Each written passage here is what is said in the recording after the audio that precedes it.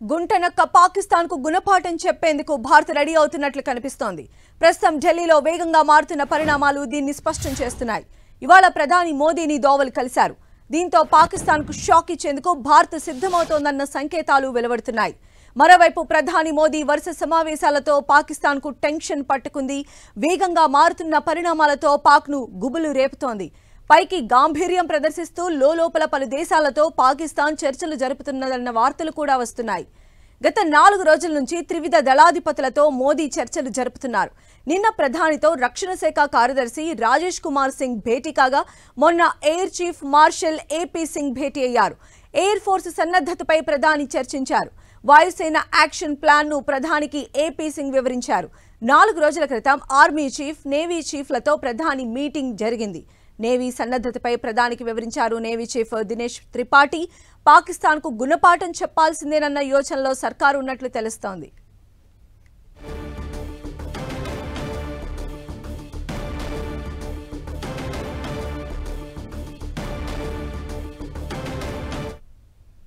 ఢిల్లీలో గంట గంటకు పరిణామాలు వేగంగా మారిపోతున్న సిచ్యువేషన్స్ కనిపిస్తున్నాయి. మరిన్ని అప్డేట్స్ కూడా తెలుసుకుందాం. మా ప్రతినిధి గోపీకృష్ణ మనకు అందుబాటులో ఉన్నారు. గోపీకృష్ణ,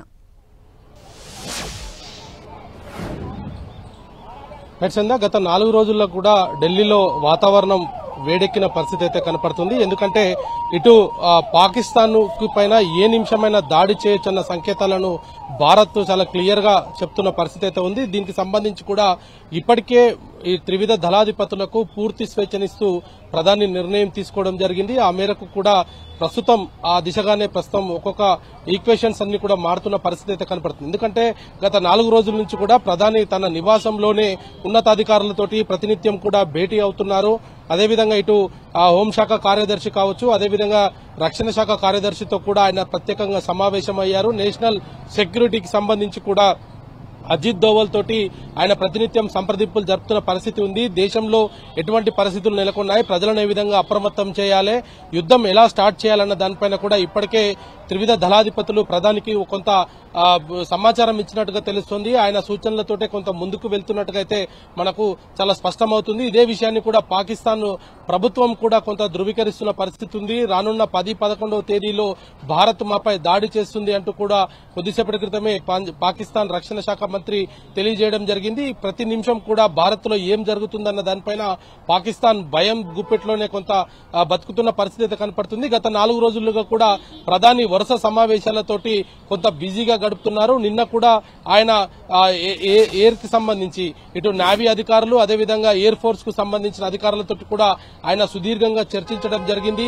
ఎక్కడి నుంచి దాడి చేయాలి అన్న దానిపైన అధికారులు ఇప్పటికే మోదీకి కొంత సమాచారాన్ని ఇచ్చినట్టుగా తెలుస్తుంది. ఎందుకంటే భారత్ లో నుంచి దాడి చేస్తే తిరిగి ప్రతి దాడికి భారత్ ప్రజలకు కొంత భయాందోళన, అదేవిధంగా కొంత ప్రాణ నష్టం జరిగే అవకాశాలున్న నేపథ్యంలో ఎటువైపు నుంచి పాకిస్తాన్ ఉగ్ర స్థావరాలపైన దాడి చేయాలన్న దానిపైన ఇప్పటికే కొంత సమాచారాన్ని కూడా కేంద్రానికి ఇచ్చినట్టుగా అయితే మనకు చాలా కీలకంగా తెలుస్తుంది. ఎందుకంటే భారత్ భూభాగం అంటే ఇటు పంజాబ్, రాజస్థాన్, జమ్మూ కాశ్మీర్ల నుంచి యుద్దాన్ని గనక మొదలు పెడితే ఖచ్చితంగా వాళ్ళు తిరిగి ఏదైతే దాడి చేసే క్రమంలో కొంత ప్రాణ నష్టం జరిగే అవకాశాలు ఉంటాయి. కాబట్టి రేపు దేశవ్యాప్తంగా 244 జిల్లాలలో కూడా మాక్ డ్రిల్ చేయాల్సిందిగా కూడా ఇప్పటికే కేంద్ర హోంశాఖ కీలక ఆదేశాలు కూడా జారీ చేయడం జరిగింది. అదేవిధంగా విపత్తులు ఏదైనా తలెత్తితే ఎలాంటి పరిస్థితులనైనా ఎదుర్కొనే విధంగా ఎన్డీఆర్ఎఫ్ బృందాలకు కూడా పూర్తిగా ఈ రోజు కేంద్ర హోంశాఖ కార్యదర్శి సమావేశంలో కూడా అనేక కీలక అంశాలపైన కూడా చర్చ జరిగినట్టుగా తెలుస్తోంది.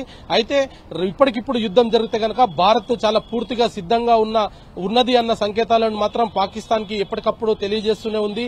ఒకవైపు ఉగ్రవాదాన్ని పోరులో తమతో పాటు కలిసి రావాలంటూ కూడా పాకిస్తాన్ కు చెప్తూనే పాకిస్తాన్ తన బుద్ధిని మార్చుకునే ప్రయత్నం చేయట్లేదు. కాబట్టి ఖచ్చితంగా యుద్దం అనివార్యం అనేది కూడా చాలా స్పష్టమైన సంకేతాలైతే చెప్తున్న పరిస్థితి ఉంది. పెహల్గాం ఉగ్ర దాడిలో పాల్గొన్న వ్యక్తులంతా కూడా పాకిస్తాన్ ఆర్మీలో ట్రైనింగ్ పొందిన వ్యక్తులుగా ఇప్పటికే ఎన్ఐఏ గుర్తించడం జరిగింది. దానికి సంబంధించిన రిపోర్టు కేంద్ర హోంశాఖకు కూడా ఇవ్వడం జరిగింది. అయితే వీటన్నిటి దృష్టిలో ఉంచుకొని రానున్న 10-11వ తేదీలో ఖచ్చితంగా యుద్దం జరగవచ్చు అన్న ఒక సంకేతాలు అయితే అందుతున్న పరిస్థితి ఉంది. అయితే భారత్ భూభాగం నుంచి మొదట యుద్దం చేయరు అనేది మాత్రం మనకు కొంత కీలక సమాచారం అందుతుంది. ఇతర ప్రదేశాల నుంచి వాయుసేనకు సంబంధించిన కొంత యుద్ధాన్ని అయితే మొదలు పెట్టొచ్చు అన్నది మాత్రం తెలుస్తుంది. కేవలం ఉగ్ర స్థావరాలను మాత్రమే లక్ష్యంగా చేసుకుని దాడులు ఉంటాయనేది మాత్రం కొంత చాలా స్పష్టమైన సందేశాలైతే అందుతున్నాయి. ఎల్ఓసి వెంట కావచ్చు, లేదంటే పాక్ ఆక్రమిత కాశ్మీర్ లో ఈ రెండు ప్రదేశాలలో కూడా కేవలం ఉగ్ర శిబిరాలను మాత్రమే టార్గెట్ గా చేసుకుని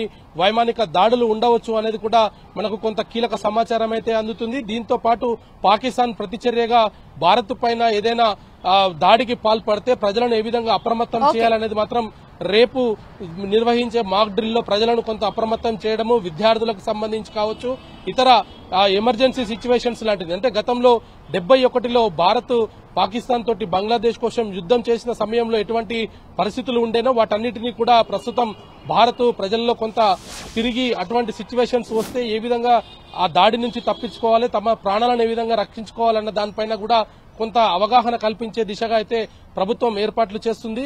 రేపు జరగబోయే మాక్ డ్రిల్స్ కి సంబంధించి కావచ్చు, విపత్తులు జరిగితే ఎటువంటి ప్రాణ నష్టం జరగకుండా వాళ్ళందరినీ కూడా సురక్షితంగా ఏ విధంగా సురక్షిత ప్రాంతాలకు తరలించాలన్న దానిపైన ఎన్డీఆర్ఎఫ్ బృందాలకు కూడా పూర్తిగా ఈ రోజు కొంత బ్రీఫింగ్ కూడా ఇవ్వడం జరిగింది.